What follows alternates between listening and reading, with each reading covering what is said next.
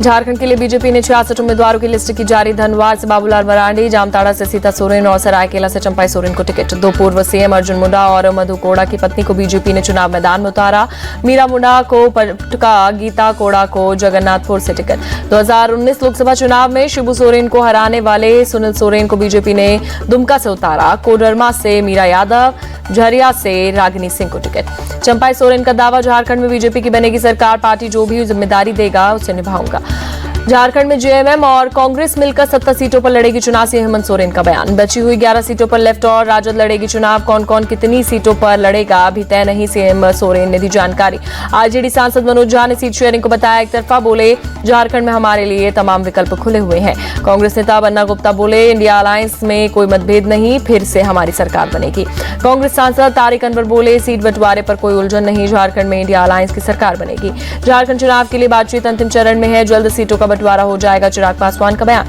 रांची में संविधान सम्मेलन आयोजित, राहुल गांधी बोले देश के 90% लोगों के अधिकारों को खत्म करने की कोशिश हो रही।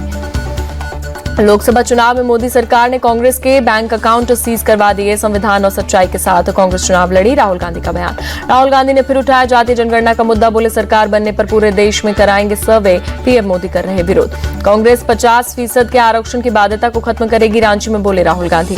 जेडीयू नेता ललन सिंह बोले राहुल गांधी के फेक नैरेटिव को जनता रिजेक्ट कर रही, हरियाणा चुनाव में भी यही हुआ। महायुति में सीट शेयरिंग पर फाइनल हुई। महाराष्ट्र की 155 से 160 सीटों पर बीजेपी लड़ सकती है चुनाव, सूत्रों के हवाले से खबर। शिवसेना शिंदे गुट 75 से 80 सीटों पर लड़ सकती है। 50 से 55 सीटों पर अजित पवार की पार्टी लड़ सकती है चुनाव। मुंबई में बीजेपी 18, शिंदे गुट 16 और अजित पवार की एनसीपी 2 सीटों पर लड़ेगी चुनाव, सूत्रों से खबर। डिप्टी सीएम देवेंद्र फडणवीस बोले बीजेपी की पहली लिस्ट कभी भी आ सकती है, ज्यादातर सीटों पर बन गई है सहमति। महायुति में बड़ा फैसला, जिन सीटों पर बन गई है सहमति उस पर अपने अपने कैंडिडेट का कर सकते हैं ऐलान। सीएम एकनाथ शिंदे बोले सीट बंटवारे को लेकर जल्द गुड न्यूज देंगे, महायुति में बातचीत अंतिम चरण में है। एनसीपी अजित पवार गुट ने मैनिफेस्टो कमेटी गठित की, दिलीप वलसे पाटिल के नेतृत्व में 18 सदस्य बनाएंगे घोषणा पत्र। केंद्रीय मंत्री रामदास आठवले का बयान, मैं जिसके साथ वही सरकार बनाएगा। रामदास आठवले ने महाराष्ट्र के 8 सीटों पर रोक ठोका दावा, कहा आरपीआई महायुति को दलित बुद्धिस्ट वोट ट्रांसफर कराएगी। सपा ने महाराष्ट्र में 5 उम्मीदवारों का किया ऐलान। शिवाजी नगर से अबू आजमी, भिवंडी ईस्ट से रईस शेख, भिवंडी वेस्ट से रियाज आजमी को दिया टिकट।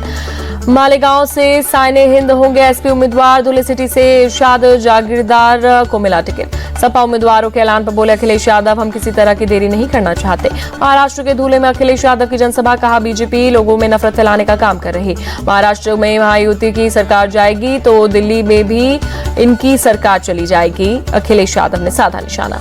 हरियाणा में हार की गलती को नहीं दोहराएंगे, बीजेपी होशियार पार्टी है, हारी हुई चुनाव जीत गई, अखिलेश यादव का बयान। सपा प्रमुख अखिलेश यादव ने उद्धव ठाकरे से फोन पर बातचीत की, सीट बंटवारे की बात। महाराष्ट्र कांग्रेस चीफ नाना पटोले का आरोप, वोटर लिस्ट में बाहरी लोगों का नाम जोड़ा जा रहा, मूल वोटर का नाम हटाया जा रहा। संजय राउत बोले बोगस वोटर के मुद्दे पर जरूरत पड़ी तो चुनाव आयोग के खिलाफ बड़ी रैली करेंगे। महाराष्ट्र कांग्रेस के पर्यवेक्षकों की हुई बैठक, सीट शेयरिंग और चुनाव की तैयारी पर हुई बातचीत। महाराष्ट्र कांग्रेस के पर्यवेक्षक टीएस सिंहदेव बोले जीतने की क्षमता के आधार पर ही मुसलमानों को टिकट दिया जाएगा। महाराष्ट्र कांग्रेस के पर्यवेक्षक भूपेश बघेल का बयान, सीट बंटवारे को लेकर चर्चा चल रही। कांग्रेस सांसद प्रमोद तिवारी बोले कांग्रेस लोकतांत्रिक पार्टी बीजेपी की तरह सहयोगी को नहीं निकलती। कांग्रेस उद्धव गुट में मनमुटाव की खबर, सूत्रों के मुताबिक नाना पटोले की अड़ियल रवैया की वजह। कांग्रेस और उद्धव गुट सीएम पद के लिए लड़ रहे हैं, शिंदे गुट के नेता संजय निरुपम का बयान। आम आदमी पार्टी महाराष्ट्र में कुछ सीटों पर लड़ सकती है चुनाव, आपके गोवा प्रमुख अमित पालेकर का दावा। यूपी उपचुनाव में 2 सीटें मिलने पर कांग्रेस नाखुश, प्रदेश अध्यक्ष अजय राय बोले सपा ने वो 2 सीटें दी जिससे जीतना मुश्किल। यूपी उपचुनाव पर मंथन के लिए सीएम आवास पर हुई बैठक, डिप्टी सीएम, जिला प्रभारी समेत कई नेता मीटिंग में शामिल हुए।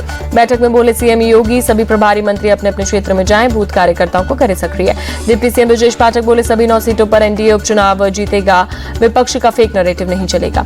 बिहार उपचुनाव के लिए जनसुराज का ऐलान, बेलागंज से खिलाफत हुसैन और इमामगंज से जितेंद्र पासवान को दिया टिकट। आम आदमी पार्टी नेता सत्येंद्र जैन का बयान, बीजेपी हमारी पार्टी को खत्म करना चाहती है, वो नहीं चाहती पढ़े लिखे लोग आए।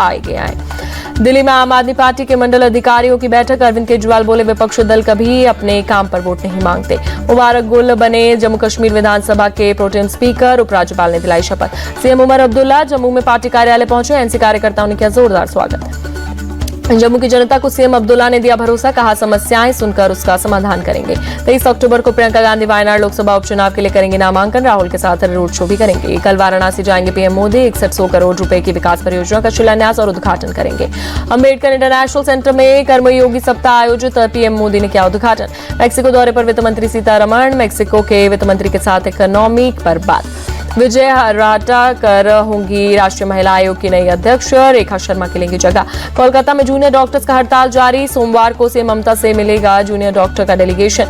हिंदू स्वाभिमान यात्रा पर बोले केंद्रीय मंत्री गिरिराज सिंह, हिंदुओं से कह रहा हूं धर्म की रक्षा करो, धर्म आपकी रक्षा करेगा। कटिहार में बोले गिरिराज सिंह, कटिहार, पूर्णिया, अररिया, किशनगंज जाकर कोई 10 दिन रह ले, पता चल जाएगा लव और लैंड जिहाद क्या होता है। बिहार के लोग शराबबंदी से खुश हैं, गड़बड़ी करने वाला पकड़ा भी जाता है, केंद्रीय मंत्री ललन सिंह का बयान। बिहार में जहरीली शराब कांड पर बोले केंद्रीय मंत्री चिराग पासवान, किसी भी दोषी को बख्शा नहीं जाएगा। बिहार की जनता शराबबंदी में करे सहयोग, इससे सकारात्मक प्रभाव पड़ता है, केंद्रीय मंत्री नित्यानंद राय की अपील। छपरा में जहरीली शराब के खिलाफ एक्शन, 3 दिनों में 4000 लीटर शराब जब्त, 150 लोग अरेस्ट। उत्तराखंड सरकार का ऐलान, खाने पीने के सामान में थूक या गंदगी मिलने पर होगी सख्त एक्शन, 25,000 से 1 लाख रुपए तक जुर्माना देना होगा। छत्तीसगढ़ पुलिस को प्रेसिडेंट पुलिस कलर से किया गया सम्मानित, कानून व्यवस्था बनाए रखने और एंटी नक्सल ऑपरेशन के लिए मिला सम्मान। सीएम विष्णु देसाई ने कहा, यह सम्मान छत्तीसगढ़ पुलिस के साहस, अनुशासन और देशभक्ति का प्रमाण। 28 और 29 जनवरी को ओडिशा उत्कर्ष समिट होगी आयोजित, सीएम मोहन मांझी बोले देश दुनिया से निवेशकों कर रहे हैं आमंत्रित। मणिपुर के मंत्री विश्वजीत सिंह बोले पुलिस प्रशासन मिलकर लोगों की सुरक्षा और बेहतर कानून व्यवस्था के लिए कर रहे काम। बहराइच हिंसा पर सीएम योगी की दी गई विस्तृत report, DGP ADG law and order ACS home से सीएम ने ली जानकारी। बहराइच हिंसा में पुलिस की जांच तेज, अब तक कुल 89 आरोपी अरेस्ट। बहराइच में बुलडोजर एक्शन का डर, दंगे वाले मोहल्ले में लोग खुद ही हटा रहे अवैध अतिक्रमण। बहराइच हिंसा पर बोले महसी विधायक सुरेश्वर सिंह, पीड़ित परिवार से मिला हूं, वो प्रशासनिक कार्रवाई से संतुष्ट। सुरेश्वर सिंह बोले हिंसा के 23 आरोपियों के अवैध निर्माण पर ही नोटिस लगाए गए, आगे और भी अवैध निर्माण पर एक्शन होगा। महाराष्ट्र की चुनावी सभा में बोले अखिलेश यादव, बहराइच में एनकाउंटर नहीं हत्या हुई। केंद्रीय मंत्री बीएल वर्मा का अखिलेश यादव को जवाब, कहा उनकी सरकार में कानून व्यवस्था की क्या स्थिति पता ही है। यूपी अब देश भर में कानून व्यवस्था के लिए जाना जाता है, घटना होते ही तुरंत एक्शन होता है, बीएल वर्मा का बयान। हरिद्वार में मीरपुर में बने अवैध मजार को तोड़ा गया, पुनर्वास विभाग की जमीन पर बना था। उज्जैन नगर निगम का एक्शन, सिंहस्थ क्षेत्र से अवैध अतिक्रमण हटाने का काम जारी। एयर इंडिया एक्सप्रेस की फ्लाइट को बम से उड़ाने की मिली धमकी, दुबई से जयपुर आ रहा था विमान। जयपुर में लैंडिंग के बाद विमान की जांच हुई, विमान में कुछ भी संदिग्ध नहीं मिला। इंडिगो के 5 विमानों को भी बस से उड़ाने की धमकी मिली, सभी विमानों की आपात लैंडिंग कराई गई। असम के करीमगंज में एक बांग्लादेशी अरेस्ट, पूछताछ के बाद पुलिस ने घुसपैठिए को वापस सीमा पर भेजा। जम्मू कश्मीर के सुरनकोट में 2 आतंकी अरेस्ट, कई आतंकी गतिविधियों में हुए शामिल। छत्तीसगढ़ के नारायणपुर में एक जंगल में आईईडी ब्लास्ट, आईटीबीपी के 2 जवान शहीद, 2 पुलिस वाले घायल। कर्नाटक के बेलगावी में पुलिस का एक्शन, चेकिंग के दौरान गाड़ी में 2 करोड़ 73 लाख रुपए पकड़े। दिल्ली में वायु प्रदूषण से निपटने में जुटा प्रशासन, कई जगहों पर किया जा रहा पानी का छिड़काव। दिल्ली में यमुना नदी में बड़ा प्रदूषण, कालिंदी कुंज में यमुना नदी की सतह पर दिखी जहरीली झाग। कांग्रेस नेता अभिषेक दत्त का सवाल, दिल्ली में वायु प्रदूषण से निपटने के लिए पिछले 10 साल में आम आदमी पार्टी ने क्या किया। आम आदमी पार्टी और बीजेपी के झगड़े से दिल्ली की जनता परेशान, यहाँ प्रशासन, शासन और वायु प्रदूषण बिगड़ गया, अभिषेक दत्त ने जताई नाराजगी। दिल्ली में वायु प्रदूषण पर बोले बीजेपी सांसद मनोज तिवारी, दिल्ली सरकार का ध्यान सिर्फ भ्रष्टाचार पर। दिल्ली में डबल इंजन की सरकार की जरूरत, अगर बीजेपी की सरकार बनी तो 3 साल में प्रदूषण कम कर देंगे, मनोज तिवारी का दावा।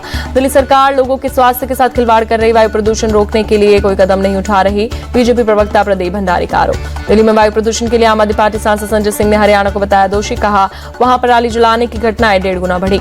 हरियाणा के मंत्री अनिल विज बोले पराली को लेकर सुप्रीम कोर्ट के आदेश का करेंगे पालन, पंजाब सरकार की चेतावनी के बाद भी नहीं मान रहे किसान, एसएस नगर में जलाई गई पराली।